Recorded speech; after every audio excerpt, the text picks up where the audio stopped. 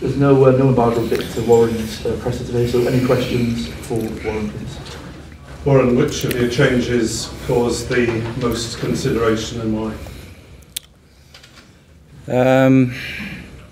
Yeah, we had a good debate about the back three and the backs and the potential combinations, whether it was Dan Biggar at 10, putting George on the bench. So, it was a healthy discussion about the combinations there and bringing the experience back into the side.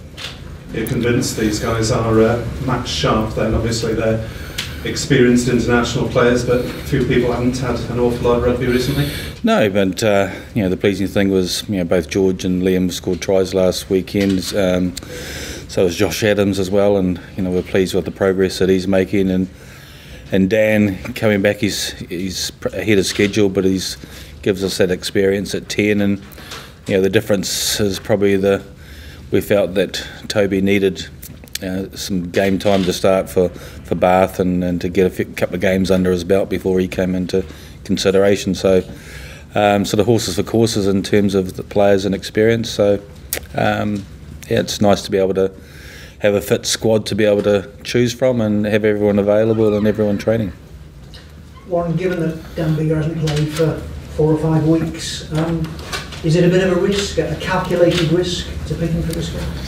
Yeah, it always is, isn't it? So, but that's the beauty of having experienced players. I mean, often with experienced players that have been around for a while, and they're easier to throw into a situation like that with having a little bit of limited rugby, not playing for a few weeks. So, if it was a younger player who hadn't had much game time, then you'd probably be looking at a slightly different scenario. But given the fact that Dan has a lot of experience, and he's trained well and taken a full part in training, and has been working, pretty hard over the last couple of weeks to get himself back into contention. We just felt that was the right time to bring him back in. Was part of your thinking there the type of game you're expecting and his abilities under a high ball?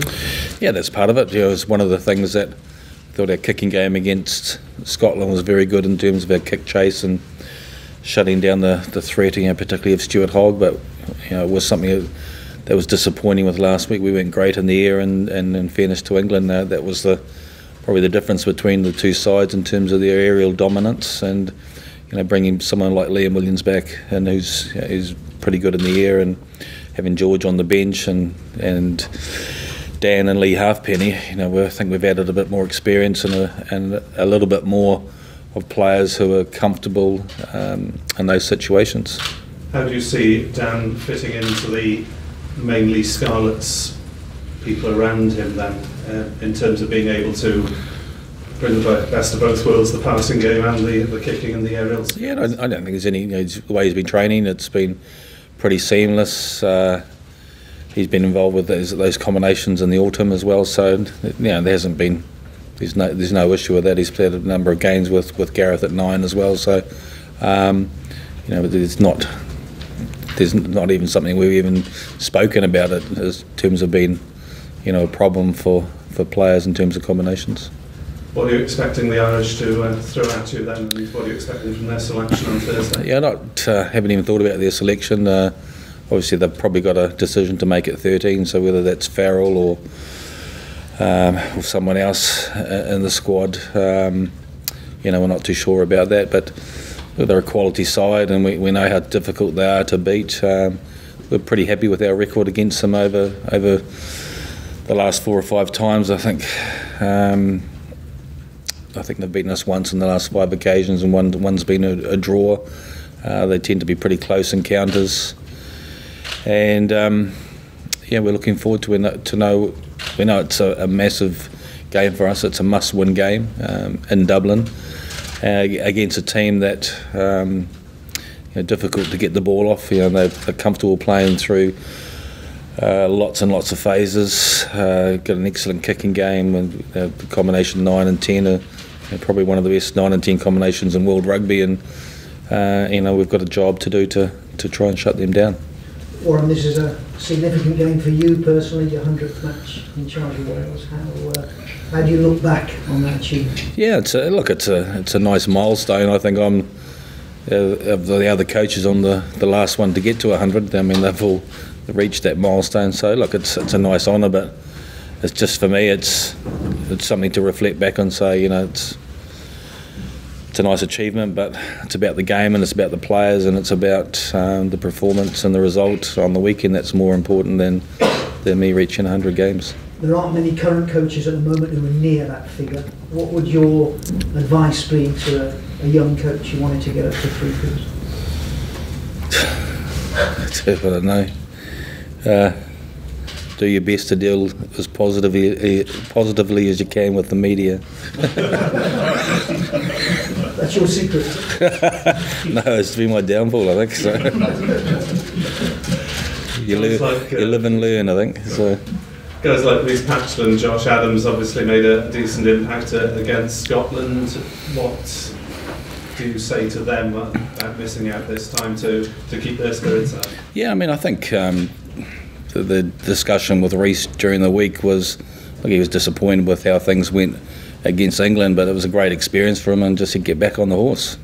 That's what good players do. You put that disappointment behind them, you get back there and you fight harder. And he's taken that advice on board. He'll learn from his experiences last week.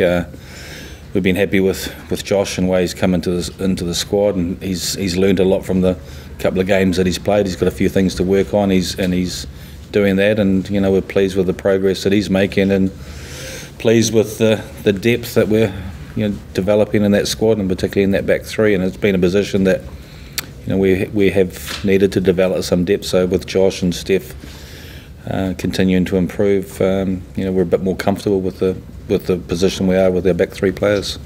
In terms of the weather, if it is wet at the weekend, would you be hoping to maybe deal with the conditions a little bit more effectively than you did against England? Yeah, I think that's the thing. It was the kicking game. England came very, very short off 9 and played a pretty tight game. And like I said, they dominated there. We've got to deal with that.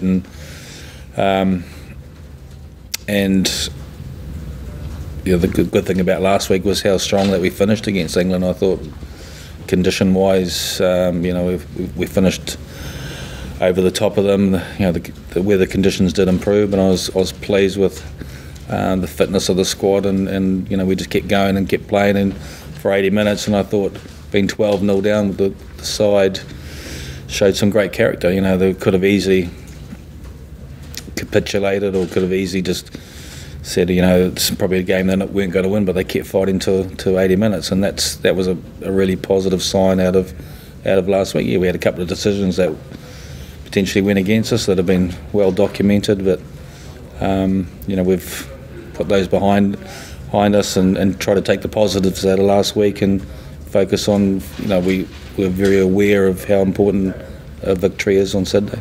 What do you think that, looking at the first 2 games, Ireland have looked the strongest team in the tournament so far?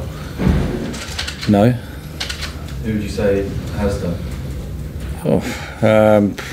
England are a tough outfit. Ireland, they ground out a win away at home against France, and that's the strength. So you've got to keep your discipline against Ireland. We've felt our discipline in the first 2 games has been excellent. We only gave away 3 penalties last week, so we've got to make sure that we don't give them an opportunity to kick to the sideline from giving away penalties, to execute their driven line out, which is pretty effective, and allow Johnny Sexton to keep the scoreboard ticking over with 3 points, and that's what they do. And like I said, they play through lots and lots of phases. We've conceded the least points so far in the competition, playing against 2 sides. They probably wouldn't be happy with the fact, or Andy Farrell wouldn't be happy with the fact that they've conceded 19 points last weekend. And if you look at some of the tries from against Italy, they were from turnover situations. There's been a turnover from Italy which has resulted in, I think, an intercept situation. So 2 or 3 tries were from turnovers. So we've got to make sure we don't get caught up in that situation. We've got to keep our patience defensively. Our discipline has to be good, and but like I said, they're a quality side that are hard to break down. And you said that Sexton and Murray, some of the best 9 and 10 in the world, you've worked with them twice on the Lions tours, and what do you kind of glean from that? How do you go about stopping them? We've got to attack them, I think. So that's kind of, we've had some pretty good success.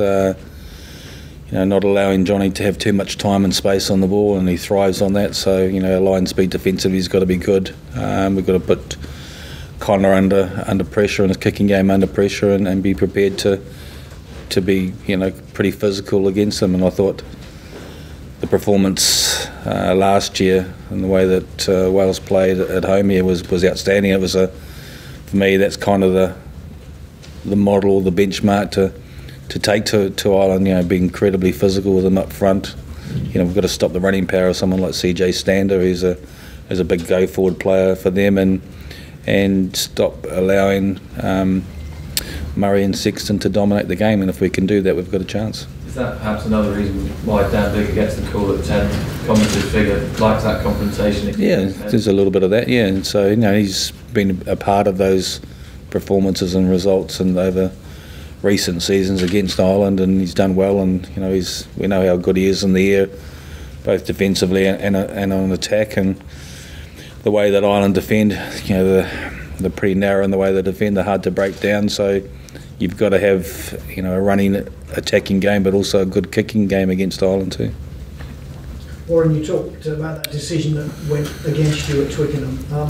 There's a lot of debate in all sports at the moment about video refereeing, and in football the discussion at the moment seems to be that it may be sucking some of the energy, some of the atmosphere out of matches.